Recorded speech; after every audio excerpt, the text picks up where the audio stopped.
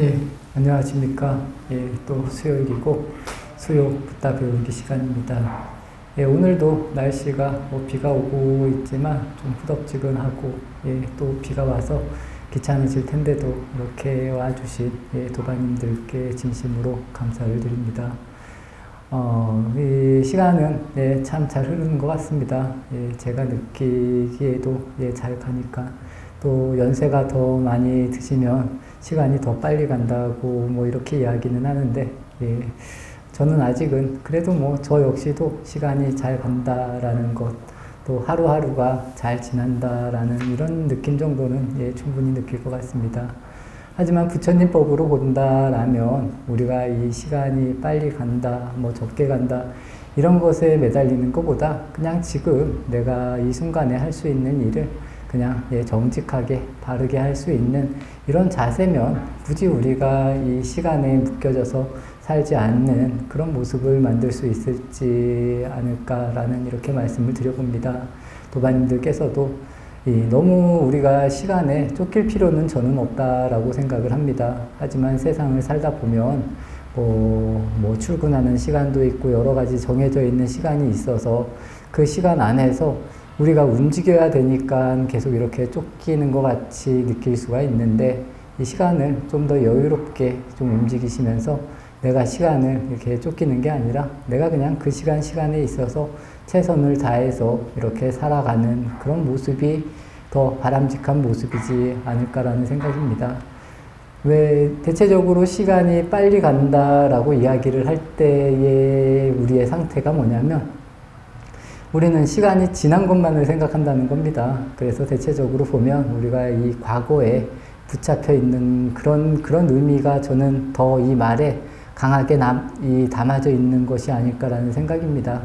그렇기 때문에 우리는 지나간 시간을 그냥 헛되다 이렇게 생각하는 것이 아니라 우리가 순간순간을 정말 잘 살고 이렇게 완전하게 바라보면서 살면 그런 부분에 대한 이 후회가 저는 남지 않을 거라고 생각합니다. 그래서 여기에 계신 모든 도반님들은 시간이 잘 간다 뭐 이런 의미보다는 내가 내 삶을 지금 이 순간 정말 잘 살고 있다.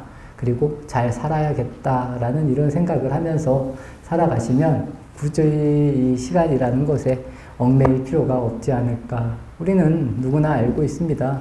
태어나고 생을 마감한다는 것, 그리고 우리가 지금 이렇게 살아간다는 것을 이렇게 모르는 사람들은 저는 없다고 봅니다. 그렇기 때문에 너무 그런 거에 대해서 그냥 나는 오늘도 절에 와서 부처님 전에 정말 열심히 기도를 했다라던가 아니면 아침에 일어나서 참선도 잘하고 아침밥도 잘 먹고 뭐 마지불공도 잘하고 이렇게 하루를 나를 위해서 잘 쓰고 있다 이렇게 생각을 하면서 자꾸 본인의 이 삶을 만들어 가라는 그런 이야기입니다. 그렇게 되면 굳이 저는 크게 후회가 없지 않을까라는 이런 말씀을 드리면서 오늘 수요 붓다 배우기 부처님 생애 시작하도록 하겠습니다. 오늘 배우는 내용은 가필라국, 부처님이 태어나신 가필라국이 이 두 개의 부족으로 이렇게 이루어져 있습니다. 우리가 알고 있는 석가족, 샤카족과 그리고 꼴리아족이라는 이 두 부족이 합쳐져서 카필라국이라고 이렇게 이야기를 하는데 그 두 부족이 정말 형제와 같은 부족인데 물을 가지고 싸우는 이야기, 그리고 그 다음 단락은 이제 부처님 아버님께서 이렇게 임종 돌아가시고 또 이 비구니 승단이 만들어지는 거, 이 두 단락을 오늘 공부하도록 하겠습니다. 첫 번째는 이 샤카족과 콜리아족의 물싸움이라는 부분입니다. 부처님께서 깨달음을 이루시고 5년, 그러니까 부처님 연세가 한 40 정도 됐을 때의 해인 것 같습니다. 부처님 아버님 슈토다나 왕께서 이 병환이 심상치 않다는 이 전가를 이렇게 받으시고 이 부처님께서 이 외살리에 계시다가 카필라와투의 이 교회 큰 숲으로 이렇게 거처를 옮기셨을 때의 일이라는 겁니다. 그의 여름에 가뭄이 들어서 이 두 부족 사이에 흐르는 로히니 강이라고 이 강이 이제 가뭄으로 이제 강이 말라 들어가면서 이 물이 부족하니까 이 주변에 이 농사를 짓는 그 부족 사람들끼리 이 물을 가지고 싸움을 하는 뭐 그런 내용이 시작이 됩니다. 당연히 가뭄이 들어서 농사를 짓는 사람들, 그리고 농사를 지어야 되는데 물이 부족할 때는 당연히 내 마음도 타들어간다라는 그런 이야기입니다. 그래서 내가 기분이 안 좋기 때문에 그냥 넘어갈 수 있는 일도 여기서 이제 싸움으로 발전이 돼서 이 두 부족 간의 이 전쟁으로까지 이어지는 그런 이야기가 여기서 나오는 이야기입니다. 우리가 이 싸움이라는 게 그런 것 같습니다. 그리고 지금 뭐 지구촌에서도 이 전쟁이 끊이지 않고 계속 일어나고 있는데 참 이 전쟁이 일어난다는 의미, 그리고 전쟁이 일어나서 사람들이 죽는다는 의미, 이런 의미를 정말 잘 되새겨 보면 저는 그렇게 생각을 합니다. 이 전쟁이라는 것을 안 하고 사람들이 잘 살 수 있으면 가장 좋지 않을까라는 그런 생각을 늘 합니다. 하지만 이 인간의 욕심이라는 것이 이와 같다는 겁니다. 이 작은 물을 조금이라도 더 내가 이렇게 쓰려고 형제를 죽이기도 하고, 또 뭐 왕위를 얻기 위해서 형제, 부모를 죽이기도 하고, 이런 세상이 어찌 보면 우리가 살고 있는 이런 세상, 또 뭐 약육강식이다라는 뭐 자연의 법칙이 뭐 약육강식이다 뭐 이런 이야기를 하는데, 이런 법칙도 어찌 보면 참 약한 자를 이 강한 자가 계속 죽이고, 또 약한 자를 죽임으로 인해서 강한 자가 살아가는 이런 법도인데, 저는 그렇습니다. 이성이 있고 생각이 있는 이 사람들이라면 이런 것에서 당연히 벗어나야 되지 않을까, 이런 이야기를 드리고 싶지만, 참 현실은, 우리가 살고 있는 현실도 이런 모습이 분명히 아니라는 겁니다. 그렇기 때문에 우리는 우리 자신의 마음을 잘 다스리는 게 저는 더 중요하지 않을까 싶습니다. 나에게 정말 부족한 것이 있다라고 했을 때 이 부족한 것을 뺏으려고, 그리고 내 기분 나쁨을 다른 사람에게 이렇게 증가하는 이런 것들이 굉장히 많습니다. 저도 살아보면 저는 좀 그런 편은 아니었던 것 같은데, 예전에 이제 예를 들면 어떤 사람이 기분이 나빴을 때 다른 누군가가 이렇게 건들면 이 사람이 이제 폭발을 하는 겁니다. 폭발을 해서 뭐 주변 사람을 때리기도 하고 뭐 해치기도 하고 이런 일들이 벌어진다는 겁니다. 평소에는 굉장히 좋은 사람들일 수도 분명히 있다는 겁니다. 하지만 상황이 안 좋아지면 이 사람이라는 것이 이 외부로 폭발하게 된다는 겁니다. 이런 부분들을 막는 것이 저는 첫 번째로 우리가 해야 될 그런 일들이 아닐까 싶고, 또 우리가 조금 힘들더라도 내 힘듦을 다른 사람에게 이렇게 증가를 해야 된다라는 이런 생각은 저는 그렇게 좋은 생각은 아닌 것 같습니다. 이러한 부분들을 여기에 계신 분들은 저는 당연히 다 알고 계실 거라고 봅니다. 그렇기 때문에 우리가 기분이 나쁘다라고 했을 때 내가 기분이 나쁘다고 내 주변 사람들까지 이렇게 기분 나쁘게 할 필요는 저는 없을 것 같습니다. 그래서 이런 점들을 잘 아시고 또 스스로를 잘 살피면서 이렇게 살아가면 좋지 않을까라는 생각입니다. 224페이지 밑에서 두 번째 줄에 보시면 이 타들어가는 가슴에 이 분풀이를 할 곳을 찾던 주변의 농부들이 이렇게 싸움에 뛰어들었다는 겁니다. 처음에는 제 생각은 그렇습니다. 물이 부족하면 그 논에, 예전에 들은 이야기인데 이 논에 물이 들어가는 거를 보면 밥을 안 먹어도 배가 부르다는 겁니다. 예전에 농사 질 때 그런 이야기를 들으면. 근데 예전에 가난한 사람들은 논도 이 물이 되는 데서 멀리 떨어진 데에 논이 있었다는 겁니다. 그래서 가난한 사람들은 그 논에 물을 대려고 또 물을 다 길어다가 썼다는 겁니다. 요새같이 양수기가 없었기 때문에. 그래서 그런 식으로 해서 농사를 짓고 또 힘들게 살고 해서 이 시골에서 이 물 가지고 이 모내기를 하기 이전에 이 물을 댈 때 굉장히 많이 싸웠다고 우리 도반 스님들을 통해서 좀 이야기를 들었던 것 같습니다. 아마 여기 석가족과 꼴리아족도 또 특히나 가물었기 때문에 더 이런 문제가 일어난 게 아닐까 싶습니다. 그래서 논에 물을 못 대니까 이 타들어가는 가슴에 이 분풀이할 곳을 찾던 주변의 농부들이 서로 싸움에 뛰어들어서 서로 이제 막 싸움을 했다라는 겁니다. 그리고 피투성이 서로 막 싸우고 나서 피투성이가 되고 나서야 이 농부들이 양쪽으로 이렇게 갈라서서 이렇게 길길이 날뛰면서 뭐 이렇게 소리를 쳤다. 뭐 그런 이야기입니다. 그래서 이 석가족은 뭐 여기 보면 뭐 개나 돼지처럼 제 누이와 사는 놈들이라고 이렇게 꼴리아족이 이 석가족을 욕을 했고, 또 석가족은 이 꼴리아족을 이 문둥이들이라고 해가지고 당장 네 자식들 뭐 데리고 멀리 꺼져 버려라 뭐 이런 식으로 하면서 서로 이렇게 싸움이 일어나면서 이제 크게 이렇게 이 전쟁이 나는 그런 부분입니다.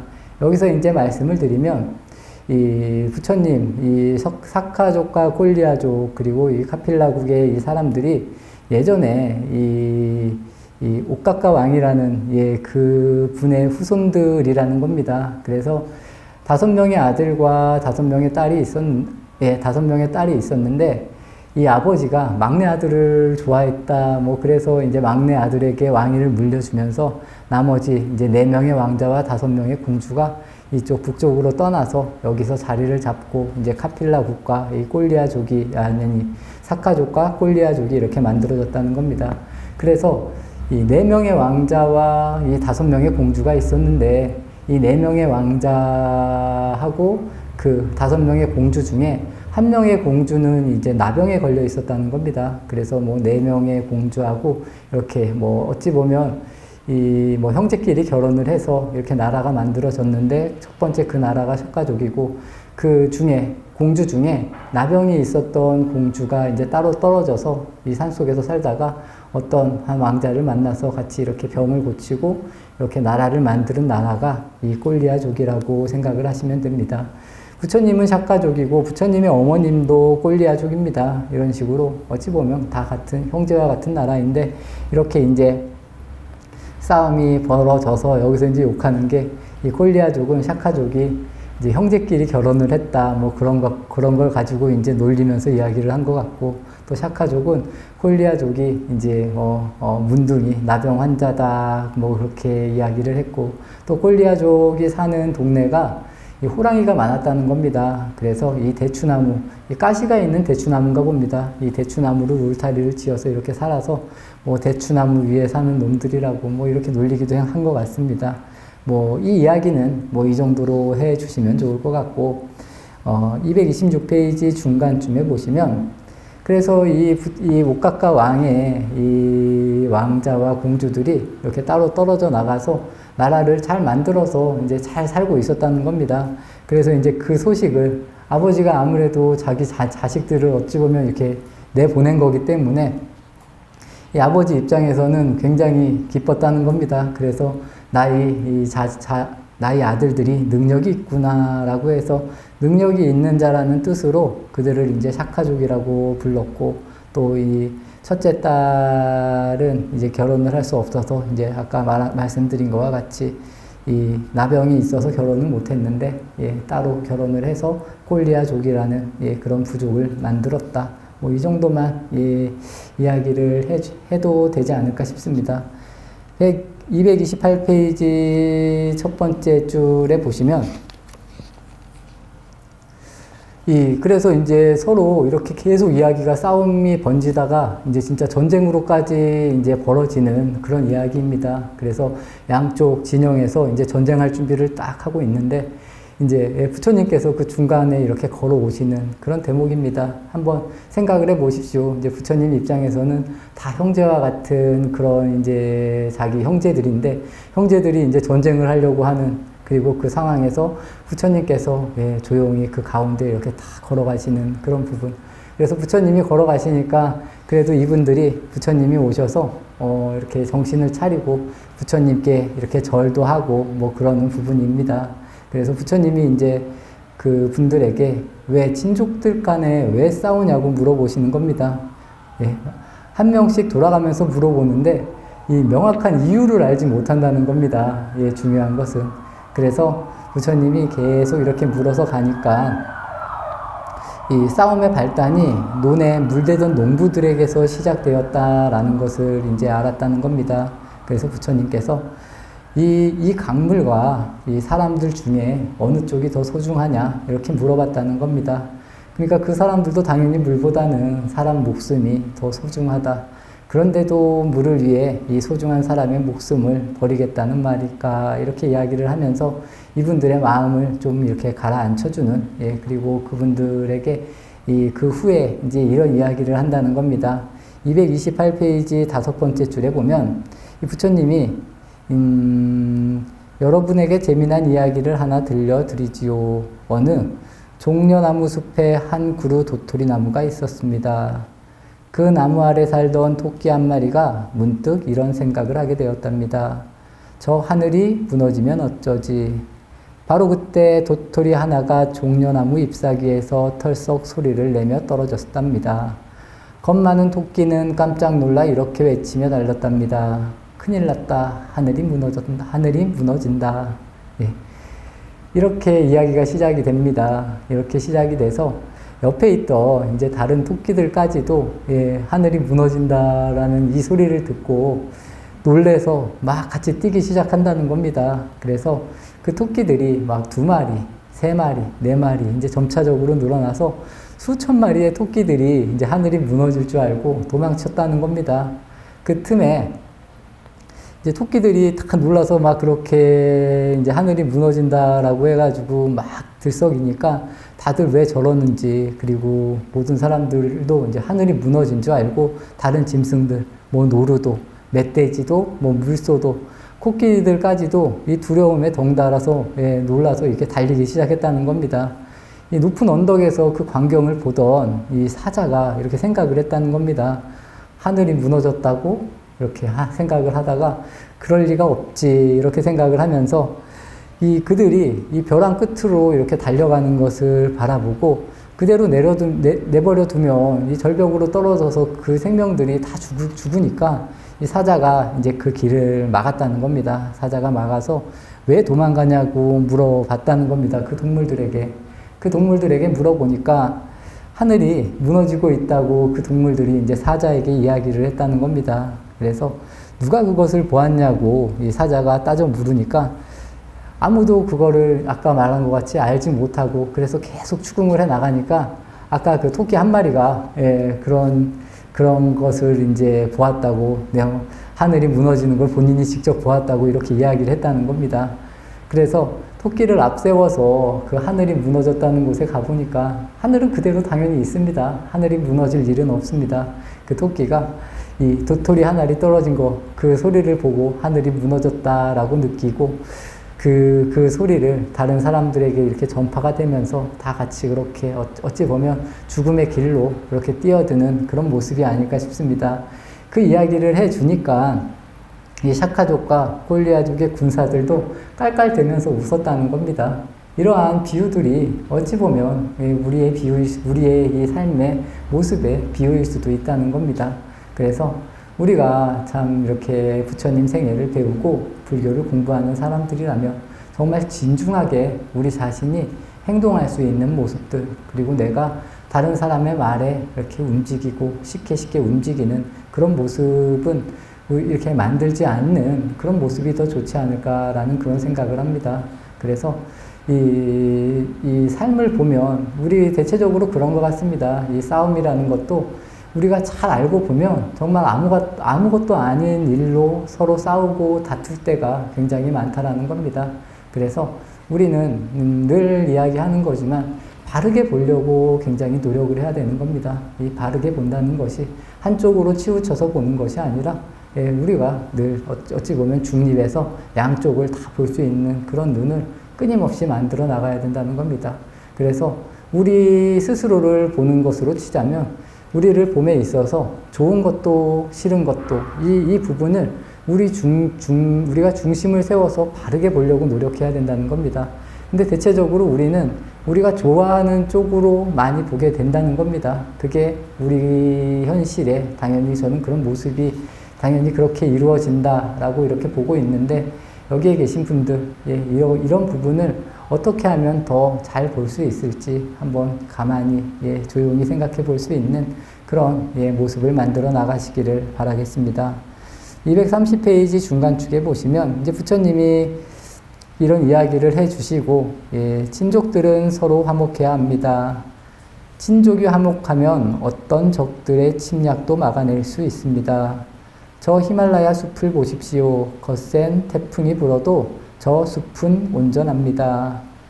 수많은 나무와 잡초, 덤불과 바위가 서로 뒤엉켜 의지한 저 숲은 무엇 하나 다치지 않습니다. 하지만 넓은 들판에 홀로 선 나무를 보십시오. 굵은 가지와 무성한 잎을 자랑하지만 태풍이 휩쓸고 가면 뿌리째 뽑힙니다. 감정이 없는 풀과 나무도 함께 어울려야 위험에서 벗어날 수 있다는 걸 아는데 하물며 사람이겠습니까?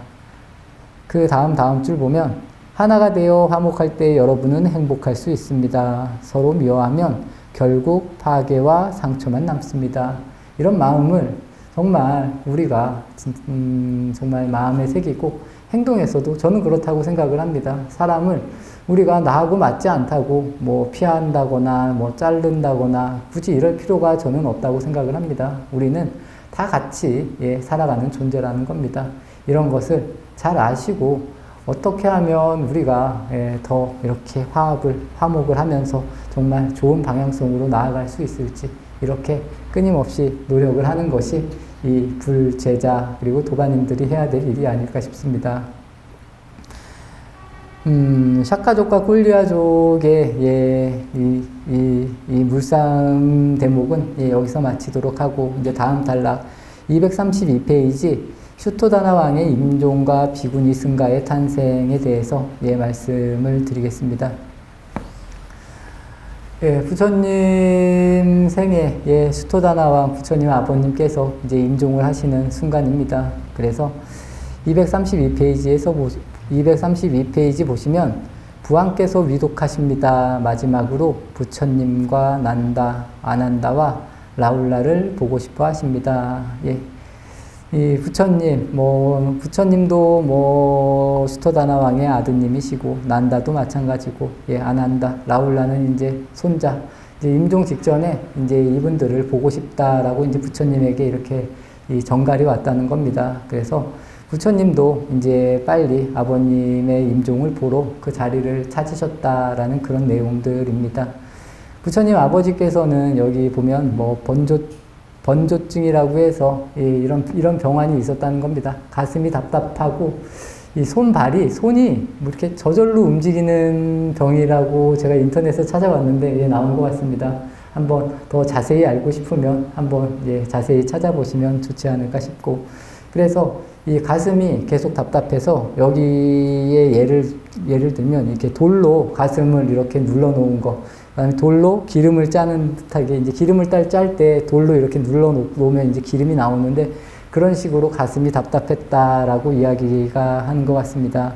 그래서 부처님이 말없이 이렇게 부왕의 다리도 주물러주고, 또 슈토다나 왕의 눈가에 눈물이 고이고, 또 부처님이 가까이 가서 여러 가지 이야기를 해주면서 이 고통에 벗어나게 해주시는 그런 단락입니다. 그래서 슈토다나 왕이 누워서 합장한 채 이렇게 조용히 눈을 감고, 또 사카족의 이 의사들이 이 왕이 이렇게 또 편안하게 이렇게 임종을 맞이하는 그런 대목이 이 대목입니다.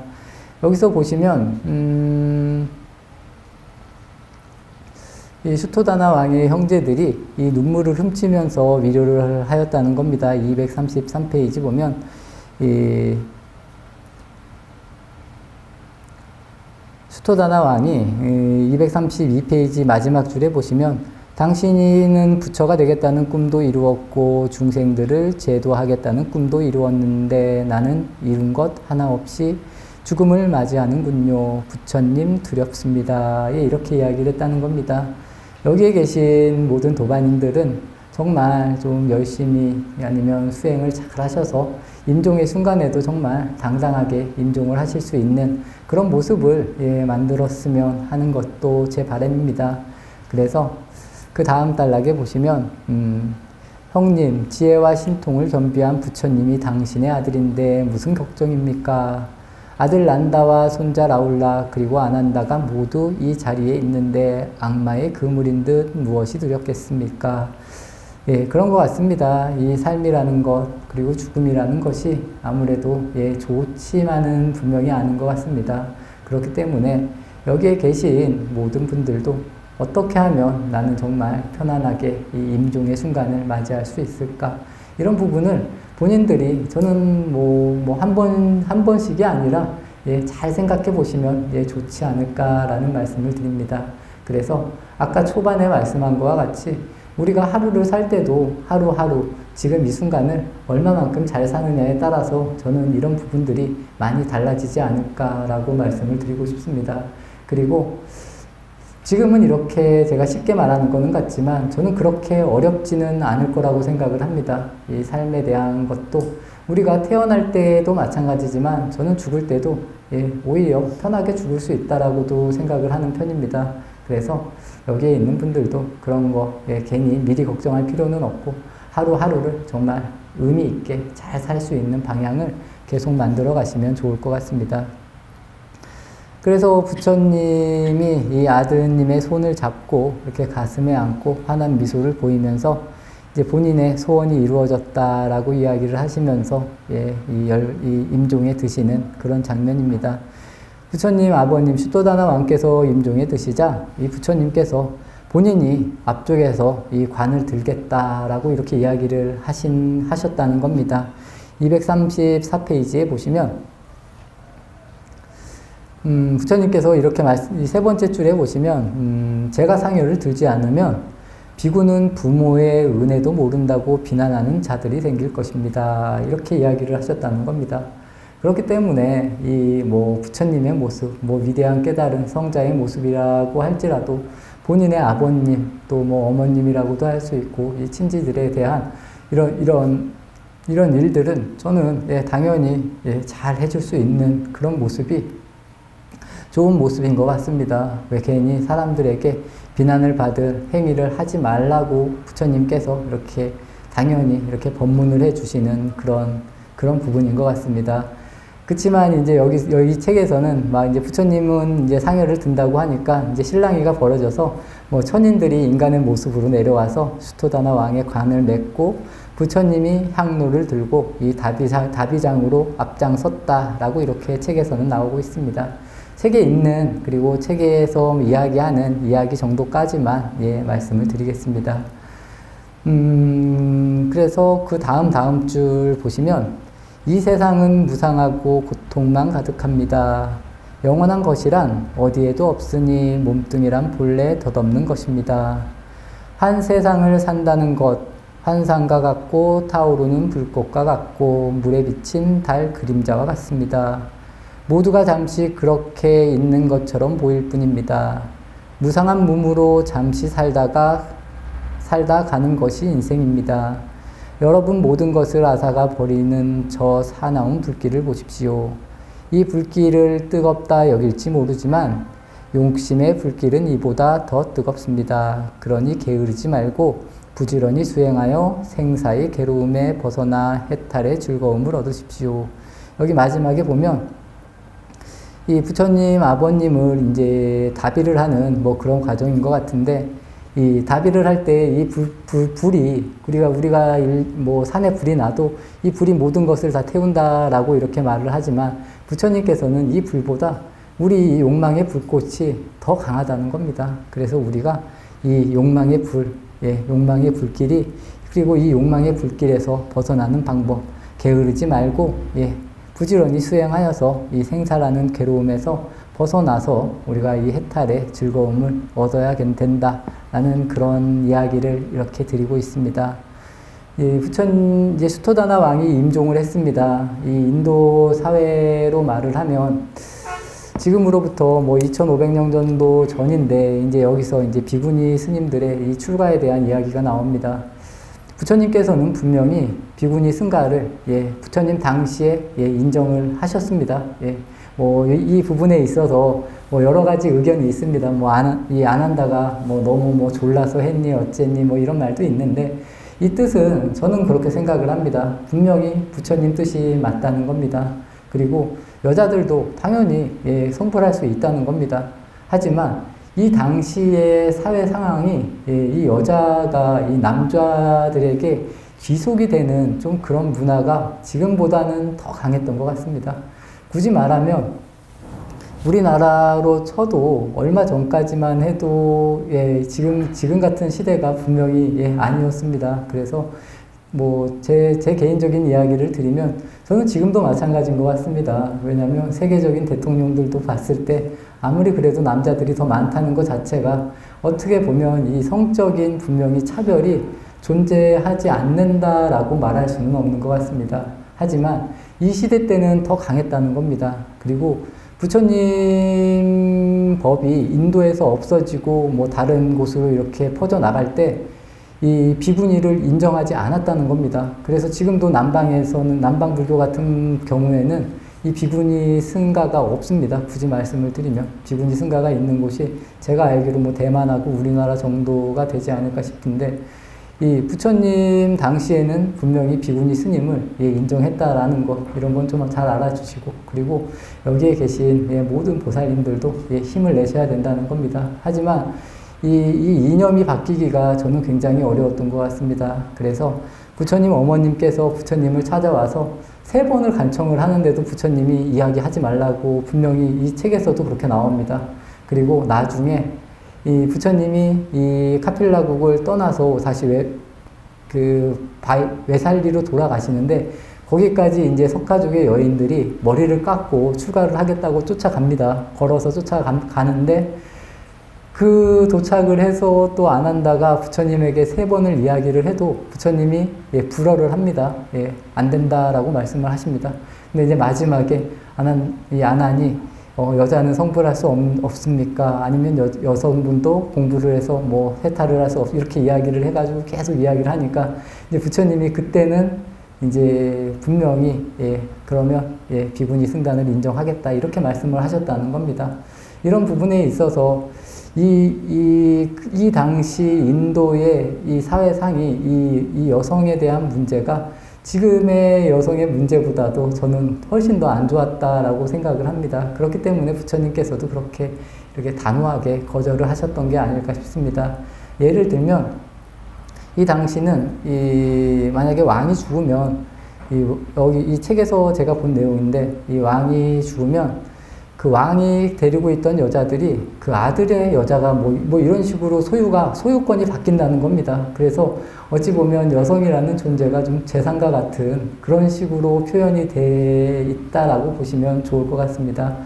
오히려 부처님은 노예도 이렇게 비구로 다 받아들였습니다. 남자들은. 그리고 이 승려들 안에서는 차별이 없었습니다. 뭐 노예나 브라만이나 뭐 크샤트레아나 이렇게 이 신분적 차별이 없었는데 여성의 출가만큼은 이 부처님도 굉장히 고뇌를 하신 그런 부분이 아닐까 싶습니다. 그만큼 그 당시에 사회상의 문제가 그렇게 좀 어려운 부분이 아니었나라는 그런 생각도 하고 또 아무래도 출가를 하면 바깥에서 살아야 된다는 겁니다. 그래서 특히 이 당시에는 이런 이야기도 들었습니다. 주인이 없는 여자는 그냥 잡아가도 된다는 겁니다. 다른 남자들이. 그러면 뭐 그 남자의 뭐 소유가 되는 뭐 그런 제도가 있었던 것도 같습니다. 그렇기 때문에 더 이런 부분에 대해서 좀 심사숙고를 하지 않았나라는 그런 말씀을 드리고 싶습니다. 그래서 제가 이 책에 있는 이야기는 거의 했습니다. 그래서 마하파자파티 부처님의 어머님께서 부처님께 가사를 만들어서 왔는데 부처님이 그 가사를 받지 않고 승가에 보시하는 것이 좋겠다라고 이렇게 계속 이야기를 하시면서 나중에 이 부처님의 어머님께서 출가를 하겠다고 3번이나 이야기를 하는 것을 부처님이 그것을 이제 허락하지 않는 이런 부분이 여기 계속 이렇게 나옵니다. 그래서 부처님이 아까 제가 말씀드린 것과 같이 카필라에서 외살리로 떠나고 났을 때 카필라의 여성들 그리고 마하파자파티를 필두로 해서 스스로가 머리를 깎고 베옷을 입고 부처님이 계신 외살리까지 걸어가서 다시 부처님께 이렇게 출가를 하겠다라고 하는 그런 내용들이 이 책에서 계속 나옵니다. 238페이지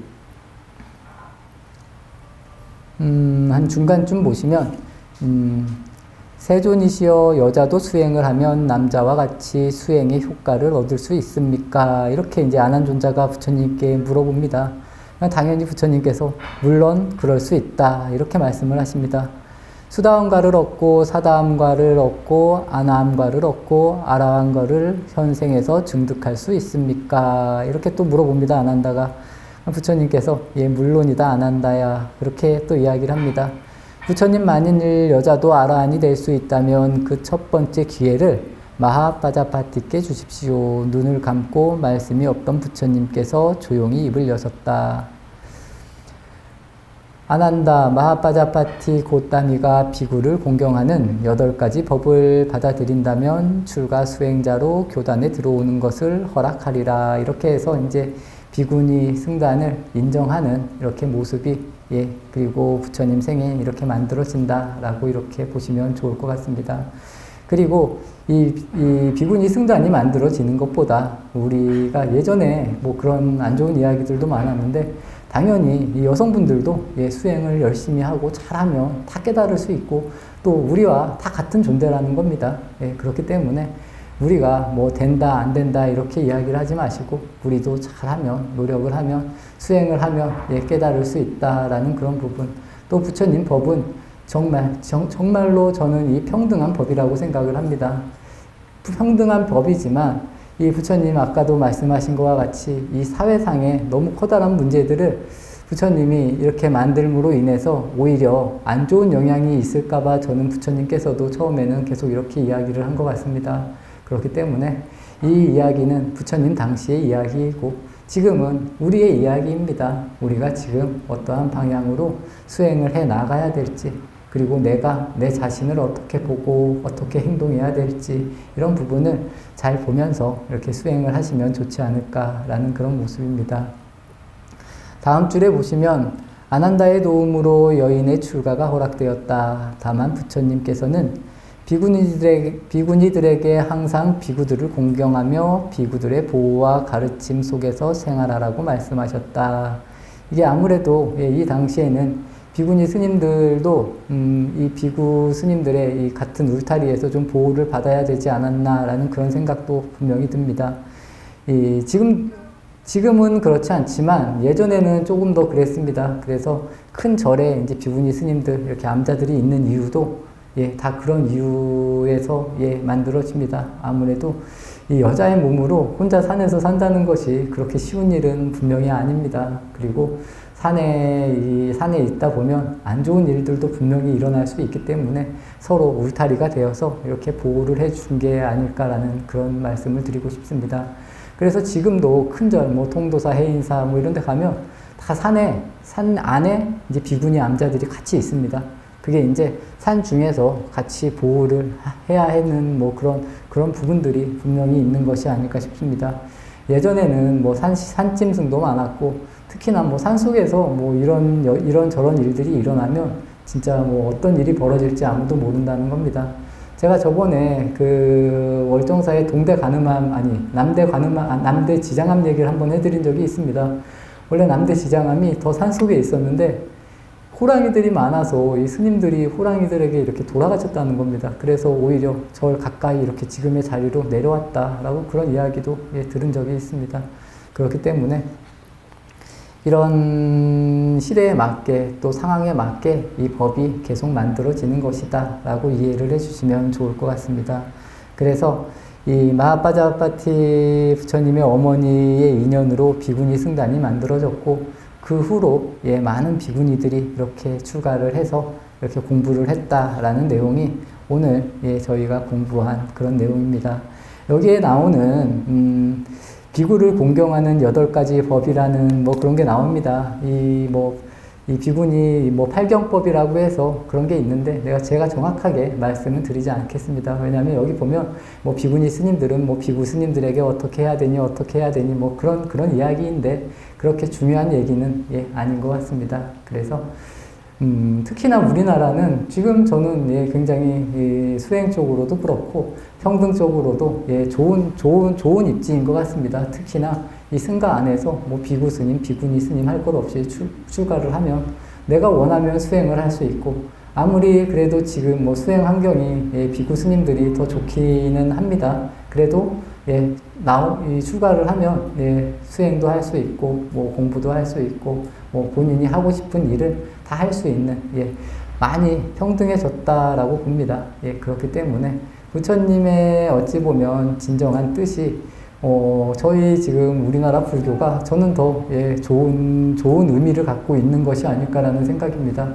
차별이 없고 사람을 미워하지 않고 또 우리가 어떠한 곳에서도 평등하게 적용될 수 있는 이 법이 저는 중요한 법이라고 생각을 합니다. 그렇기 때문에 여기에 계신 모든 도마님들께서도 우리도 내가 못해서 안 되는 것이지 절대로 뭐 주변을 탓한다거나 뭐 사회를 탓한다거나 그럴 필요는 저는 없을 거라고 말씀을 드리고 싶습니다.